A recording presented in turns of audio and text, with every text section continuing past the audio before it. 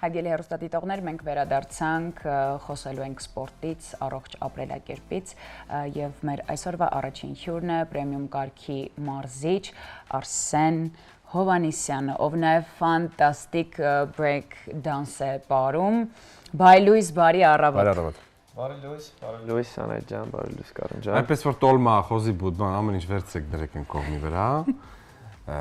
Ճարպերը, տենց է որ մի խոսքով է, յուղոտ ինչքան տենց է որ համով տենց ինչ թափվեք, որտեղ պրեմիում մարզիչն է, ուղիղ եթերում այս բանը։ Արսեն ջան, որ տարիքից պիտի զբաղվել սպորտով, օրինակ կան, որ տարիքից պիտի զբաղվել։ Բայց կնեք, էլի, եթե դուք դեք, օրինակ այսօր արթնացել եք, ինչ եք կերել, խմել, անկեղծ ասեք։ Ես կերել եմ ձու, ավսյանկա ու փոքր բաժակով կոֆե։ Ես դա չեմ կարող, ու վստահ եմ մեր հեռուստադիտողներն շատերն էլ այդ չեն կարողանում հենց դրան հարմարվել, որ պետք է մի փոքր ավսյանկա, ձու ու իրենք որ սովոր են, օրինակ առավոտյան այ ժամերին կամ ինչ-որ բան ընդհանրապես չուտեն, մի քանի գավաթ սուրճ կամ ընդհանրապես մի լավ հաց ուտեն կամ դատարկ ստամոքսին սուրճ։ Այդ ախանգարող բանից մեկը քիչ անց դրանք անդրադառնանք, իսկ հիմա խնդրեմ Անայտի հարցին։ Անայտի հարցին, եթե խոսքը գնում է պրոֆեսիոնալ սպորտի մասին, իհարկե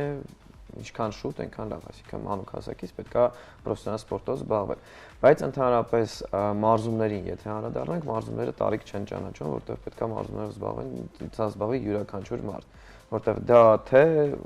մեր ոսկրերին աղոքոտ, այսինքն արդեն գիտա հետազոտական ապացուցված է, որ սպորտային ուժային մարզումները ուղիղ կապ ունեն ամուր ոսկրերի հետ, հա։ Երիտասարդ տեսք ունենալ, առողջ մարմին ունենալ, այդ ամեն ինչը ամբողջությամբ կապ ունի, ուղիղ կապ ունի ուժային մարզումների հետ։ Եվ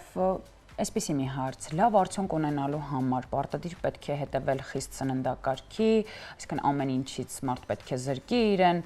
Ես շատ բաներ գիտեմ, բայց կարծում եմ հեռուստադիտողին ես եթե կգտած մի բան էլ ավելացնեմ, որովհետև շատերն ասում են, որ մարզումները անիմաստ են, եթե դու ճիշտ չես սնվում ու չես պահում սննդակարգը։ Մարզումները անիմաստ են, եթե ճիշտ չես սնվում ու չես պահում սննդակարգը, եթե դու ունես վերջնակետ, պատկերացում։ Մարզումները չեն կարող անիմաստ լինել, երբ որ դու ոչինչ չես անում կամ գոնե մարզվում ես, հա, ոչինչ չանելու համեմատ, եթե համեմատենք, մարզվելը եւ միանշանակ ավելի առողջարար կլինի քեզ, քան որ ոչինչ չանելը։ Բայց եթե մենք ունենք պատկերացում, թե մենք ինչին ենք ձգտում, դա ուղիղ մեծ կապ ունի մեր սննդակարգի հետ, մեր քնի ռեժիմի հետ ու մարզումային ռեժիմի հետ։ Ես վստահ եմ նաև, որ երբ որ գալիս է օրինակ մի երիտասարդ կամ մի, չգիտեմ, ճկնաղ գեղեցկուհի, ով որ մի փոքր գիրացել է տոններից հետո եւ ուզում է սիրուն մարմին ունենալ, գալիս է եւ ձեր մոտ, առաջին հերթին կարծիքով մոտեցումը պետք է լինի ձեր կողմից շատ հոգեբանորեն, որովհետեւ ոչ միայն ծառայություններն ու հնարավորություններն ու պայմանները առաջարկելով չէ, պետք է գտնել լեզու մարդու հետ, որը շատ-շատերի մոտ չի ստացվում ցավոք սրտի, չեմ նշելու իհարկե անուններ ու վայրեր, այ հենց շատ-շատերին խանգարում է հենց այդ սկիզբ, այդ ստարտ, այդ մոտիվացիան, որը որ պետք է յուրաքանչյուրին սկսելու համար, հա, որովհետև միշտ ասում ենք, «Всё, երկուշաբթի օրվանից գնում եմ մարզվելու, անցավ 25 երկուշաբթի արդեն, բայց դու չես մարզվում»։ Ու իմ կարծիքով հենց դուք կարող եք այն զարկը տալ, այն կայծը տալ, որ մարդ ուզենա գնա մարզվելու։ Ինչ մեթոդներ կան, ինչ տարբերակներ կան։ Խնդիրը հենց այդ ամսի 1-ից կամ երկուշաբթի օրվանից սկսելն է, որտեղ պետք է սկսել հենց այդ պահից իհարկե, որ պահին որ դու որոշել ես, այդ պահից սկսելը ամենաճիշտն է։ Երկրորդը լավ մարզիչը ամեն դեպքում չի կարող լինել բոլորի համար լավ մոտիվացիա։ Դժվար է երբեմն գտնել ինչ-որ մարդու հետ լեզու, որտեղ մարդիկ տարբեր տեսակի են լինում, հա, սանգվինիկ, մելանխոլիկ, տեսակները մարդու տեսակով էլ կարա տարբեր լինի ու չգտնեն իրար այդ լեզու։ Դրա համար պետք չի ոչ մեկի մեջ գտնել խնդիր, այլ խնդիրը պետք է նախ ինքդ քեզ մեջ գտնես ու գտնես քեզ նաև համապատասխան մարդ, ում հետ կկարողանաս ավելի լավ մոտիվացված աշխատել։ Բայց մոտիվացիան այս պարագայում մի քիչ տեղին չի, որովհետև մոտիվացիան շատ արագ կարող գա ու շատ արագ կարող գնա։ Եթե դու մոտիվացիայի վրա չես հենվում արդեն, այդ պարագայում լավ մարզիչը կապ չունի քո հետ ինչ լեզու կգտնի, ինքը միանշանակ քեզ լավ օգուտ կտա, որովհետև ստեղ պետքա էլի ես օրինակ որպես նաև մարզիչ եմ երեխեքի հետ բրեյքդանսի, հա, ես միշտ երեխեքին բացատրում եմ, ասում եմ, եթե ես գնում եմ ու ես չգիտեմ ուր եմ գնում, ես երբևէ չեմ իմանա ես հասատեղ թե չհասատեղ, բայց երբ որ ես գիտեմ ես ուր եմ գնում, ես գիտեմ ինձ ինչքան մնաց, երբ կհասնեմ մոտավորապես, հա, այսինքն վերջնական մեր պատկերացումը շատ մեծ կապ ունի մեր գործողությունների հետ։ Եվ մի այսպիսի հարց, մարդիկ գալիս են եւ ասում են 2 ամսում ուզում եմ օրինակ դառնալ 90-60-90։ Ինչ ռիսկեր է այդ ամեն ինչը պարունակում իր մեջ։ Արդյոք ճիշտ է թե ոչ։ Այդ նիհարելը շատ մարդիկ օրինակ չեն գիտակցում, թե ինչ է նշանակում նիհարել, հա, այստեղ երկու իմաստ կարող ենք մտցնել։ Նիհարել ճարպի հաշվին, թե արագ ուղակի քաշ գցել ջրի հաշվին, օրինակ, հա։ Շատ մեծ օրինակ է, երբ որ սպորտսմենները կշռվելու մրցաշարից առաջ կշռվելու հարց ունեն, իրանք ինչ են անում, իրանք փորձում են, արդեն իսկ դիետաներից հետո, որ արդեն որոշակի քաշով իրանք որոշակի չափով ազատվել են ճարպից, ինչ են անում, տակ հագնվում են, հա, տելեֆոնով փաթաթում են ջուրը, որպեսզի հանեն, բայց այդ ջուրը հետնում է ու ընդհանրապես այդ պահին, հաջորդ պահին ջրի բալանսը դա մեր օրգանիզմը բերում է կարգավորման, այսինքն դա նաև կախված է աղի քանակից, ինչքան ենք մենք աղ օգտագործում եւ այլ ֆակտորներից։ Ես նաև ֆիքսել եմ ու կարծում եմ դուք էլ ինձ հետ համաձայն կլինեք, որ շատ ակտուալ են դարձել օրինակ տարբեր application-ները մարզումների համար, որ պետք չէ մարզիչ, պետք չէ գնալ մարզասրահ, այլ տան պայմաններում հետևելով այս application-ի օրինակ ծրագրին, քայլ առ քայլ կարելի այսօր սա անել, վաղը սա անել եւ այլն եւ այլն։ Ինչ վտանգ պարունակում է դա, եթե պարունակում է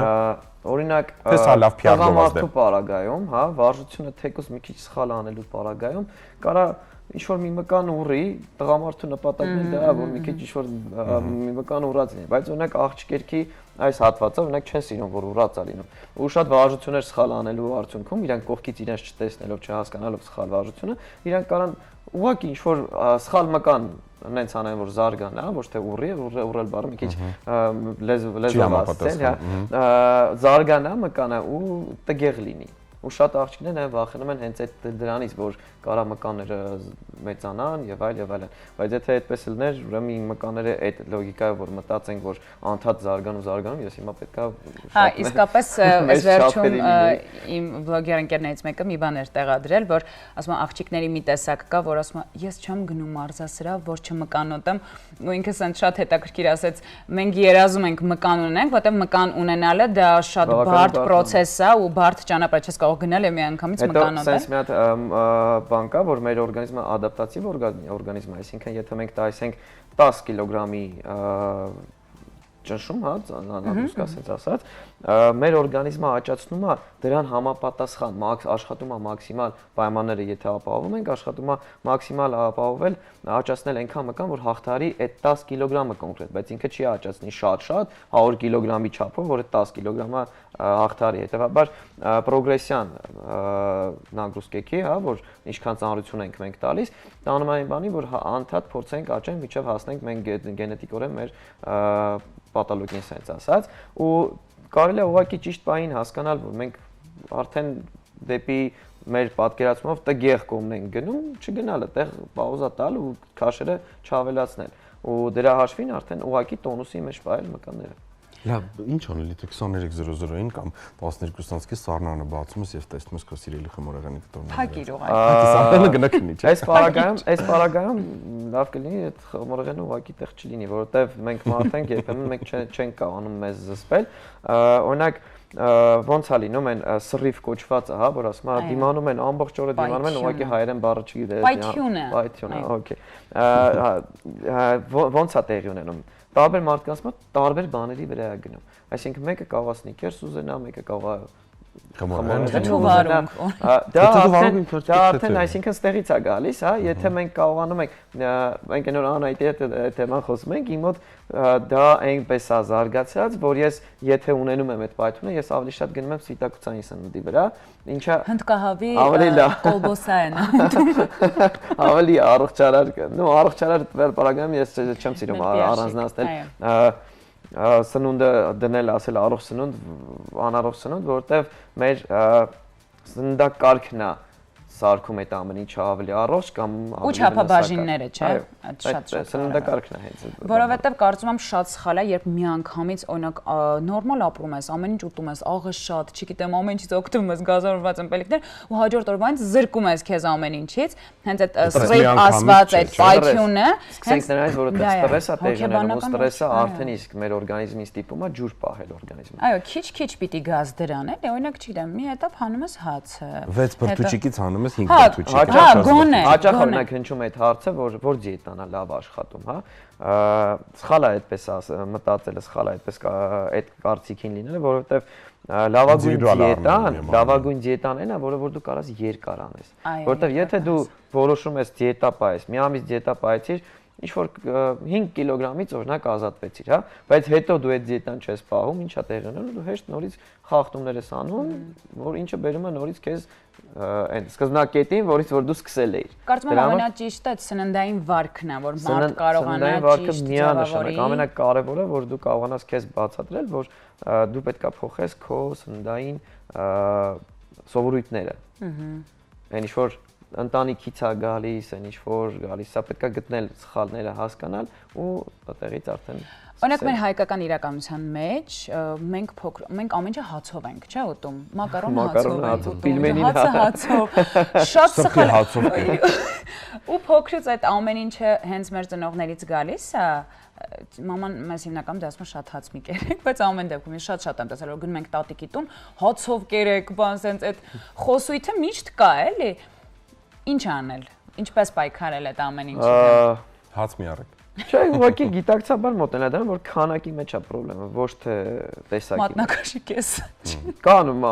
տակի փռից հաց են առնում, նստում են ու ամբողջ պետքա գիտակցաբար մոտենալ այդ հարցին, պետքա փորձել ավելի քիչ կալորիական հաց փորձել, նո երկրորդ սորտ թեփի հաց, հա, որոնք հիմնականում հենց դիաբետիկների համար նախատեսված հացեր կան, դրանք ավելի քիչ են, դրանց մեջ ավելի քիչ է, էլի այդ պարզ շաքարային ասվածը։ Լիպսիները, հա։ Վստահ եմ բոլորս գիտենք, որ 21-րդ դարի չարիք է համարվում թմրանյութը ու իրականում մեծ թիրախի տակ են գտնվում երիտասարդները, դեռահասները։ Ու ըստ իս, եթե մի բան սխալ կասեմ, խնդրեմ ինձ ուղղեք, կարծում եմ, որ սպորտը մարզվել է առհասարակ, հա, ինչ մթնոլորտում, ինչ միջավայրում դու գտնվում ես, նամանավանդ եթե առողջ միջավայրում ես գտնվում, սպորտը մարզիչները առողջ դատողություն մտածելակերպ ունեցող մարդիկ շատ մեծ խթան կարող են հանդիսանալ յուրաքանչյուրի համար նայել դեպի նպատակներ, հաջողություններ, ձեռքբերումներ, գնալ ամեն ինչի հետ, այսինքն մարզասրահը ոչ միայն վայրը, որտեղ կարելի է կերտել սիրուն մարմին, լինել առողջ, այլ նաև եթե դու առողջ ես ու մտածում, դու նաև շատ արագ մտածում ես, թե ինչպես գնալ քո նպատակների ցանկությունների ետևից։ Ու դա շատ լավ հնարավորություն է սպորտը առհասարակ մարդկանց թմրանյութերից քաշել, բերել այս կողմ։ Համաձայն եք այդ ամենի հետ։ Համաձայն եմ, օրինակ ոչ միայն թմրանյութերից, ծխախոտը, հա, վերցնենք օրինակ։ Շատերը վախենում են, որ մարզիչը կիմանա ինչ որ մեկից,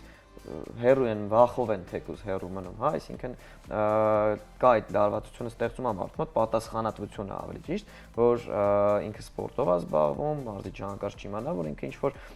խախտում է արել, հա, ու վերում է այն բանի, որ մարդը ավելի սդержան ոնց մտնում, հերու է մնում, սենց ասա։ Ուզում ես փրշտես։ Բառն է ես իշել։ Իշես, դուք նշեցիք նաև, որ գործ եք ունենում նաև երեխաների հետ։ Այո։ Այ հետաքրքիր է, արդյոք ճիշտ է ինչ որ X տարիքից երեխաներին տալ հնարավորություն սպորտով զբաղվելու, այսինքն որ գոյություն ունի ինչ որ տես տարիք 10-ից 11-ից 12-ից թող զբաղվեն սպորտով։ Ինչպես խոսեցինք, միանշանակ սկզբից շատ ավելի հեշտ է, ինչքան փոքր հասակից են սկսում, շատ ավելի հեշտ է, որտեվ ընթացքում արդեն ձևավորվում է մարմինը, դժվար է լինում օրինակ բացվածքի հետ կապված հարցերը լուծել, հա, շպագատ, ոնց sense։ Դրա համար դրանից հետևություն անելով եւ միանշանակ վաղ տարիքից սկսելը ավելի ճիշտ է։ Ես բառը հիշեցի դիմացկուն։ Այո, բրավո։ Չէի քնի գիշերը հաստատ։ Եվ մի հարց էլ ինձ շատ հուզում 21-րդ դարում այս սմարթֆոններն ա որ ամեն մի ինֆորմացիան ասես բերում է, այս արեք, այն արեք, կնի հարեք բան ու բոլորի մոտ երբեմն բերում է ու հեսա մի քիչ հետո բացում ենք ու նույնը բերելու է վստահ եմ որ այ խմելով այս բաները ընդամենը 1 ամսվա մեջ նայեք ես 180 կիլո էի, դառնում 60 կիլո։ Այս իմ ամենասիրած պահն է, տեսեք, էներգիա։ Էներգիան ոչ մի տեղից ուղակի չի ծնվում ու ոչ մի տեղ չի ոչնչանում, հա, այսինքն էներգիան ունի աղբյուր։ Մեր համար, մեր օրգանիզմի համար էներգիայի աղբյուր դա սնունդն է։ Հետևաբար, երբ որ մենք օգտագործում ենք սնունդ X քանակությամբ ու ծախսում ենք X+ քանակությամբ, մենք չենք ունենում ավելցուկ, մենք ծախսում ենք մեր արդեն դեպոները, պահեստները, այսինքն ճարպային պահեստ, գլիկոգենի պահեստ, հա, մենք դա ծախսում ենք։ Ու երկարաժամկետ պահելով այդ դեֆիցիտ կոչվածը, հա, որ ուտում ենք X էներգիա, ծախսում ենք X+ էներգիա, մենք կորցնում ենք քաշ։ Այդ ավելցուկը արդեն իսկ վերածվում է ճարպի։ Ինչ կախարդական մեթոդ մենք անենք, հիմնականում դա լինում է օրինակ միզամուղ չայեր, բաներ, որոնք որ ջուրն են հանում մեր օրգանիզմից, բայց եթե մենք աղի սնունդը չենք կարգավորում, վաղ թե ուշ այդ ջուրը վերադառնում է։ Այնպես Վասիլի հերոստատիտող չենք հետևում Ալվար տատիկի խորհուրդներին, թե ինքը ժամանակին ինչպես են իհարել, եւ Facebook-ում պարզապես ինչ-որ խմբերում մի գրեք, ժողովուրդ լավ տարբերակ առաջարկեք շուտ իհարելու։ Ամենաճիշտը մասնագետներին պրոֆերին դիմերն է, այո, որպեսզի չվնասեք ձեզ եւ հասնեք այն արդյունքին, որի մասին երազում եք ու ուզում եք։ Իսկ մեր հյուրներ Պրեմիում կարգի մարզիչ Արսեն Հովհաննիսյանը։ Շնորհակալ ենք շատ։ Շնորհակալություն, ուրախ օր։ Ձեզ էլ։